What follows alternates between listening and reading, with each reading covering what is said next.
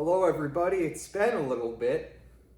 I'm talking to you now on a cozy Saturday afternoon, closer to the evening for me.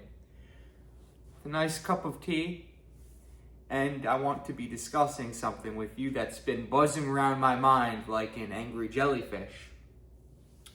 So I don't think I'm actually going to try to entertain you, this is just going to really be for me. But I want to talk about the classics and why I think they're so important. If you were to present them to a child and you didn't tell them what they were or their historical context or how they survived or really any of the significance of the work itself, and they read them, as they matured, they would certainly value it above other materials, I feel, just because of the quality and, of course, first principles of it, just the foundations of thought itself will ideally be more poignant than when thought becomes nuanced and disputed. So what are the classics? It's just really antiquity, I would say, and our early modern age into the dark ages, quote unquote, even though that's not a real thing.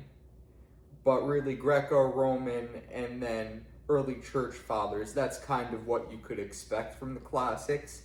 And these are predominantly written, these works, in ancient Greek or Latin.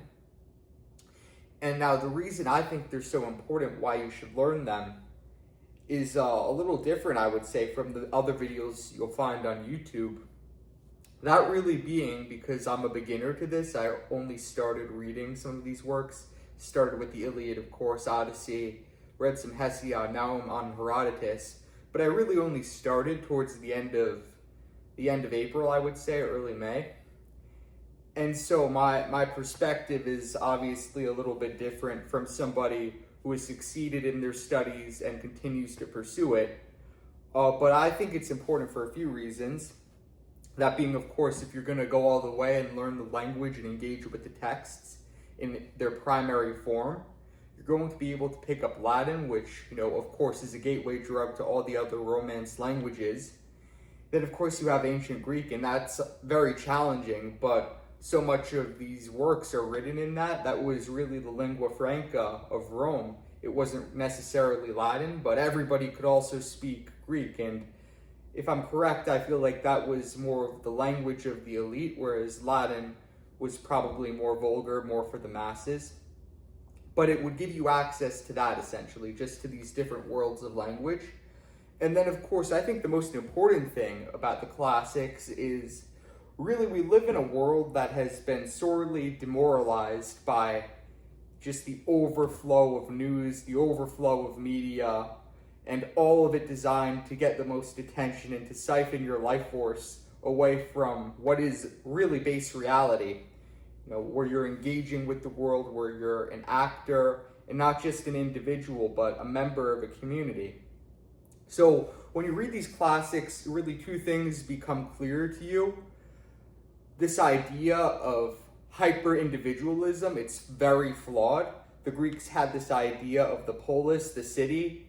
They fought in phalanx. They practiced hoplite warfare. This isn't like modern warfare where, everybody has their own special task, everybody's unique, everybody's doing something a little different.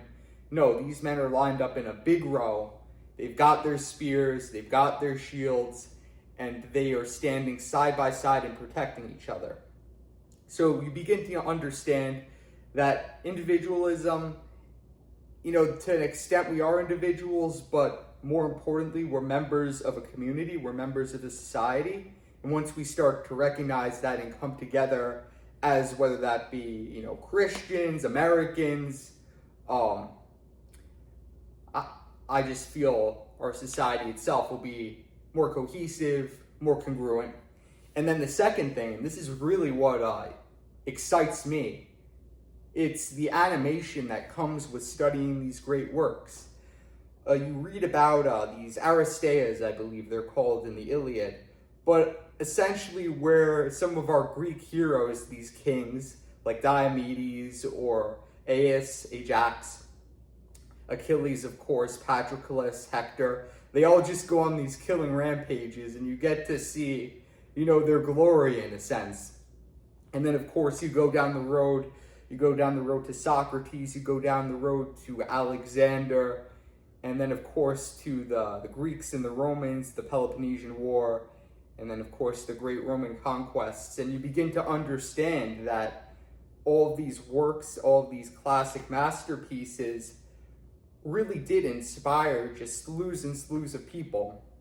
You can ask ChatGPT this, but if you were going to put in a prompt, who studied the classics, everybody of note, more likely than not, has studied the classics. Napoleon, General Patton, or founding fathers, and then of course all the people of antiquity didn't just study the classics.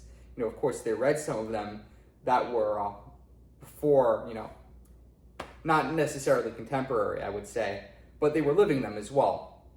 So you have all these great men, and the classics, whether it was just because these people came from that elite background and they had access to it, and that wasn't necessarily the cause of their greatness, and it was just correlative, it kind of doesn't really matter. They read them, and they clearly benefited from them. So it's very powerful. And then I would say the final reason why the classics are important, it's two things, but really one, and it's about commitment and preserving the fire of knowledge, essentially. I've been studying Latin now for nearly 3 months, I want to say. I also started that at the end of April, but you have to do it every day, essentially. I take a day off, but my day off, I have like 15 minutes or something. I'll review my declension tables. But, reading, taking in this information, if you want to get good at it, you have to do it every day, I feel, to think about it every day, and then it becomes a part of you, and then I feel your life becomes richer, the way you engage with the world is richer because you understand the space reality. But you have to commit to having this as a part of your life, I would say, if you really want to study the classics full force.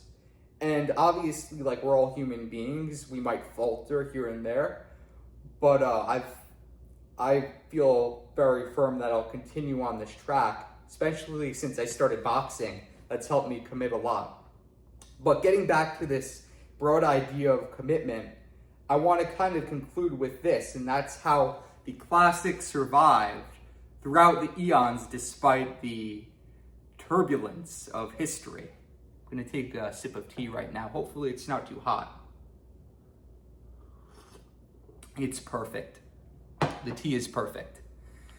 Okay, so when Rome falls, the world falls apart, I guess you could say. A lot of information is lost. Things in the West balkanize. You see the rise of these European kingdoms. And really Rome continues on in the East. The Greeks, pick up the mantle. But, there's a great fracturing, I guess, in terms of what we knew for a few hundred years. And then, of course, Europe recovered. But the way this information was preserved was primarily through monks in the East, monks in the West. And they had this monotonous commitment. It was like tending a fire. They would find manuscripts, and then they would just copy them. No printing presses, nothing like that. And they just kept at it. They kept at it for, let's be generous, we'll just say until the printing press. So, 1,000 years, they kept at it. And then, of course, the printing press really helped with that burden they had to take on. But now, as we are in the contemporary age, the challenge we face in terms of how do we preserve the classics really doesn't have anything to do with writing them down and copying them. Of course, that has benefits. If you're going to translate a work, perhaps you can uncover something new about the text itself. But it really comes back to this idea of, let's not forget the classics. If we forget the classics, then what's the point of having written them down? What's the point of having them on the internet? They're burned, they're buried, they're dead. You can't find them. And so I have this book here. My friend recommended it to me. But I just want to read you the foreword, and I think this will be the perfect way to wrap up this little video. One more sip of tea.